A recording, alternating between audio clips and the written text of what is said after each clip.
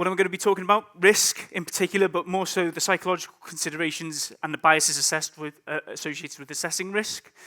Some of the issues that we face with qualitative assessments and how quantification can help us move towards better decisions, but also better communications with the business as well. So I'm going to start with a little exercise. Just want a show of hands, not going to be picking on anybody individually, but I'd like to introduce Linda. Now, Linda is a very outspoken, very intelligent geography graduate, and at university she was deeply concerned with the impact of climate change and participated in multiple climate demonstrations. So what I need from you guys, I need help answering the question, and that is, which is the more probable alternative? Option A, Linda is an accountant, or option B, she is an accountant and a climate activist. So can I get a show of hands for option A? Okay, perfect. And can I get a show of hands for option B?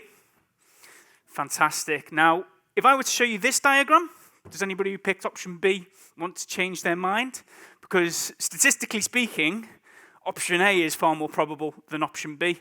And what we've seen here is our intuition looking to create causality, looking to find simplicity in the question. And the Linda problem is actually a test originally conceived by Daniel Kahneman back in the 70s. And overwhelmingly people go for option B because our intuition wants to see the causality in the situation that you've been provided. But it isn't necessarily always statistically correct. And we see this need for causality, and we crave this causality in the way that we assess risk as risk practitioners as well, and particularly in certain methodologies, such as this one. And I expect, given we've got a lot of security practitioners in the room, many of us have actually worked with risk matrices before. They're somewhat ubiquitous in risk management, and to be quite honest with you, I'm not a massive fan of them. And the reason is because they create this ambiguity not only on the inputs, but the outputs with the way that we communicate risk. And I'm going to demonstrate that again very quickly, because I'd like everybody in the room to just think, what percentage probability do you assign to the term likely? Now, I expect, I'm not really a gambling person, but I expect across the room we're going to have a lot of very different answers to that. And the reason I know that is because of studies such as this. And what we can see on the left-hand side here is that for likely, we're getting probabilities as low as 30% being assigned to it, and as high as 90%. You know, there's quite a bit of difference there we can see already. And the reason I point this out is because, you know, one man's likely might be another man's we believe, and we start to introduce the issues with communicating risk in this way. You know, do you really know what the board means when they say, we will accept any low risks? And more importantly, does the board know what you mean when you say that a risk event is likely to materialize? Because there can be quite a bit of disparity between the two. So you might turn around and say to me, yeah, we do actually, because we assign ranges to our likelihood and impact values, but that introduces some other risks, in particular, something called range compression. And we can see a couple of examples of this on the screen. And this is where we end up getting risks with wildly different expected loss values, either being reported in the same segment, or in some instances where the lower risk from an expected loss point of view ranks higher on the risk matrix than a lower value risk. And this is because we're assigning ordinal values to risk, and it's mathematically unsound. It doesn't work like that. You can't say severe times likely equals high. Ordinal values do not multiply. They don't add. They don't subtract. They don't aggregate generally, and we can't really talk about the aggregate of risk in this way. And so we find ourselves going all the way through from ambiguous inputs that then get amplified through to the outputs in the way that we report risks and the way that we communicate risk to the business. And now listen, you know, subjectivity exists in many forms of risk management, but qualitative assessments hide this ambiguity rather than embracing it and working with it and trying to move through it. And that's what I would like us to move towards as an alternative, the quantification approach. A more quantified, statistically aware to risk management, one that enables stronger questions in terms of tolerance and impact, derived from consistent calculations, and in turn supporting more precise communications with the board. And it doesn't have to be too complex. You can start quite simple, actually. And the first place I'd like everybody to start when we want to quantify risk in this way is establishing a base rate. Much as we saw with the Linda problem, understand your reference class. Understand businesses in the UK that have a similar headcount, similar turnover, potentially even a similar tech stack, and then look at how many of those businesses are reporting incidents such as ransomware attacks, such as data breaches. Because you start to have figures such as 1 in 10 businesses in the past year. You can extend that and say how many businesses in the past 5 years. And from there, you're able to start moving into your internal data and saying, okay, well, how many times have we historically suffered incidents such as this?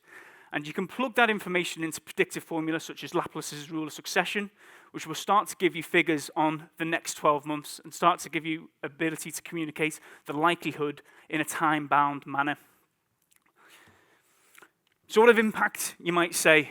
How do we assess that? The starting point for me, you've got to do it in financial terms. That should be the default for everybody. But even then, it can be really difficult to express loss in precise terms. If risk event A occurs, we'll lose X. So I'd like to introduce us to a concept of something called confidence interval.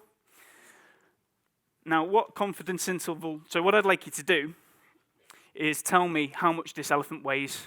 And what I want you to do is give me a 90% confidence interval that a range, that the weight of this elephant will fall within that range. So the lower bound, you're 95% certain it won't be lower than that. The upper bound, you're 95% certain it won't be higher than that. So have a think. You can use your knowledge of elephants, anything else that might give you some context in assessing that range. But I want you to be 90% certain on that range. And now we're going to reflect, and we're going to look at the psychology of that confidence.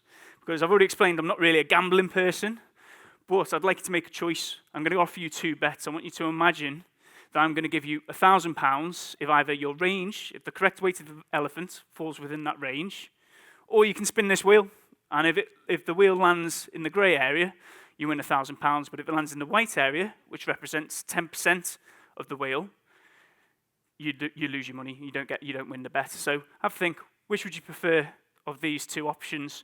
Because the correct answer is, I don't really give a shit, Johnny. I'll take either of those bets, and I'll take your money as well, because the emotional response to that should be they are the same bet, they carry the same odds. If you've correctly assigned 90% to that confidence interval, then they should be the same bet. If you felt one way or the other as part of that bet, then you need to reassess that confidence interval to make sure that they align with the spin in the wheel. And there's a lot of data out there. So, when it comes to establishing this reference class, when it comes to understanding your impact and bringing in external information, there are a lot of reports that can help you on this journey. And as soon as you get that information and bring that information in, you can start to layer in internal information as well. You can start talking about your asset management, your vulnerability management, your threat modeling. You can start bringing things like asset valuations, all that will enrich the data that you've got, because you've got formulas now, formulas that make mathematical sense, and you can start talking in terms of expected loss values rather than high or low, and it aggregates far more effectively as well. And there's a lot of studies to suggest that a basic formula will always beat expert intuition in terms of predicting things accurately.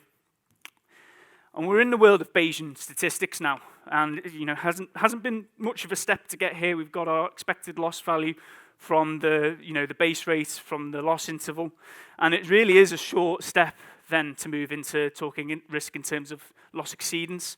It really doesn't take much to start running Monte Carlo simulations, whereby we apply random sampling to estimate the probabilities and outcomes of risks materializing. It also allows you to ask much more precise questions. You can start saying to the board, okay, well, what percentage risk of losing X are we able to accept? And you can get them to think about the financials of it rather than leaning in towards, these ambiguous terms that we've seen with qualitative methods. And equally, by approaching it in this way, we start to really cut through the psychological bombardment. I mean, in particular, I think we see this a lot, and we need to step away from that subjective priming that we get with all the headlines that we're reading and seeing. And we need something that's defensible, because more and more boards are seeing these same headlines. Cybersecurity is a very popular topic. I know I get asked about it a lot. My CEO takes direct interest in our cybersecurity program, which is fantastic, but it also means I have to have a defensible risk management program in place. One that when they go, okay, well, why? Well, why? How do we compare? Has already been compared, because the starting point for this quantitative approach is already baselined against historical data and other data within that reference class. So, I mean, that's gone very quick, I've got to say. I think definitely the fear of Sarah standing up gets you to run through these things quite quickly. Again, another common theme that's emerging. But if I was going to ask for some takeaways from today, more than anything, because we've really only just scratched the surface when it comes to risk quantification. It is a rabbit hole, but I think sometimes people avoid risk quantification because it feels like a bit of a rabbit hole. It feels like it can be quite complex. But more than anything, I wanted to express that the starting point for this can be quite simple as going through a risk matrix assessment. And if I ask for any takeaways as part of this, it's that we start to ask the question and we reflect on the potential biases that we might be facing as part of assessing risk, and wonder whether there is a way that we could quantify this in a way that's going to ultimately improve the communications that we have with the business, but also with the decisions that we make as part of investments and a part of addressing the risk that actually faces the business as well. So thank you very much. If you want to read more, I really highly recommend these books. Again, the psychology side of it, with Daniel Kahneman. He's got some really interesting points. So these are some great books to read, but thank you very much for your time.